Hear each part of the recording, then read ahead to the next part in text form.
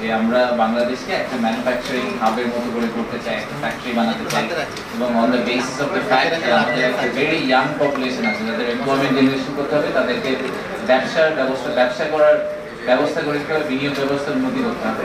এই পুরোটা করতে হলে অ্যাবসলিউটলি ক্রুশাল হচ্ছে যে আমরা আমাদের পোর্ট সিটি যেটা আমাদের কমার্শিয়াল হাব, সেটাকে আমরা ঠিকভাবে ডেভেলপ করতে পারবো।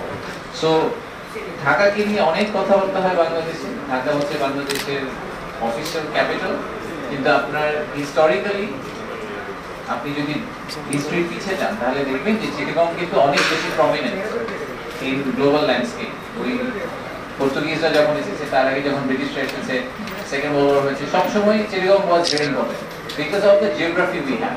তো এইখান থেকে আমি আজকে দুপুরে বলেছি যে যদি বাংলাদেশের এই অ্যাম্বিশনকে সাকসেসফুল করতে হয় তাহলে চিটাগংকে সাকসেসফুল করতে হবে।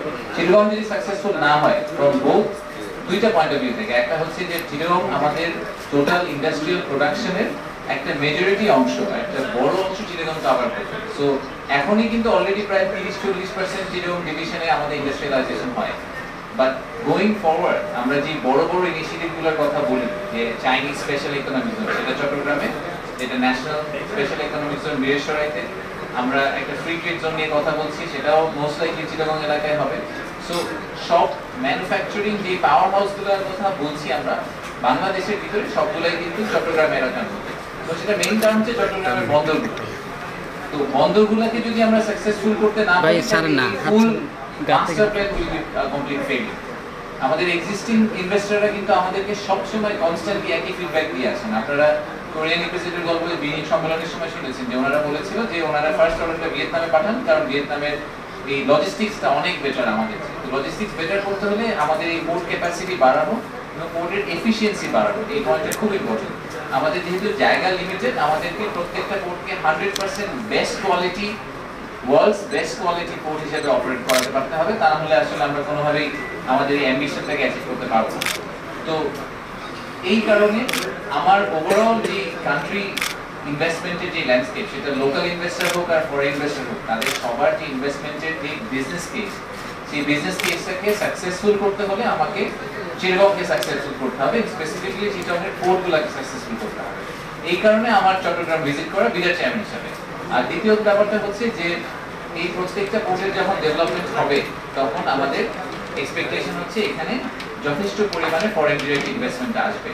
যেগুলো গ্রিনফিল্ড পোর্ট, সেগুলোতেও ফরেন ডিরেক্ট ইনভেস্টমেন্ট আসবে। যেগুলো ব্রাউনফিল্ড পোর্ট, সেগুলোরও আসলে কিন্তু মেশিনারি এখন কমপ্লিটলি একটা ডিফারেন্ট স্টেটাসে চলে গেছে। এখন রোবোটিক আর্ম দিয়ে অনেক কিছু করেন।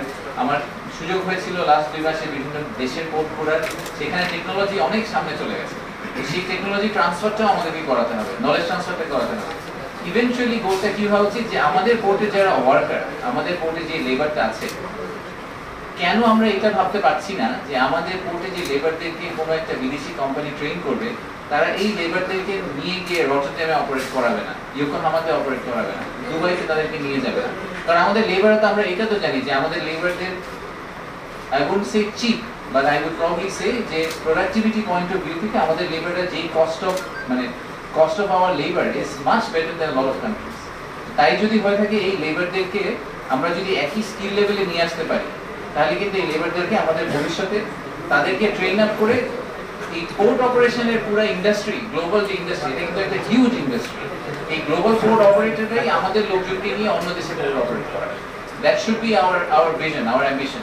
যে আমরা we should not be bound to Bangladesh only, but Bangladesh's storyটাকে সাকসেসফুল করার জন্য we need one of the best ports in the world to operate in Bangladesh. আমরা ক্যাপাসিটিতে কোনোদিনই ভিয়েতনামের সাথে ফাইট করতে পারবো না, কারণ আজকে আপনারা ওখানে ছিলেন কিনা আমি বলেছি যে ভিয়েতনামে total the number of ports they have is 44, 44টা পোর্ট আছে এবং তাদের হ্যান্ডলিং ক্যাপাসিটি হচ্ছে 47 TEU। আমাদের এখন হচ্ছে 1.29, জি 147 মিলিয়ন, আমাদের হচ্ছে 1.29 মিলিয়ন, আর সেটা আমরা সবগুলা পোর্টকে অ্যাক্টিভেট করার পরেও হবে হচ্ছে 7.8 মিলিয়ন। সো আমরা কিন্তু we are nowhere near। তো যখন 7.8 মিলিয়ন হবে, সেই 7.8টাকেও আমাদেরকে একদম টু ইটস প্রিসিশন অপারেট করতে পারতে হবে, তা না হলে আমরা will not be able to compete। So এই কারণেই আশা। তো আমরা অনেক ধন্যবাদ জামান ভাইকে।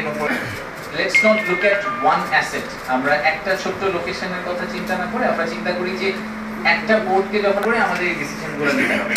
Of course we need to make sure যে our jobs are protected. Of course we need to make sure যে our worker rights are fully protected. এটাকে এনশিওর করে যদি আমরা বেটার কোয়ালিটি পোর্ট অপারেট করতে পারি, that would be a big win for us.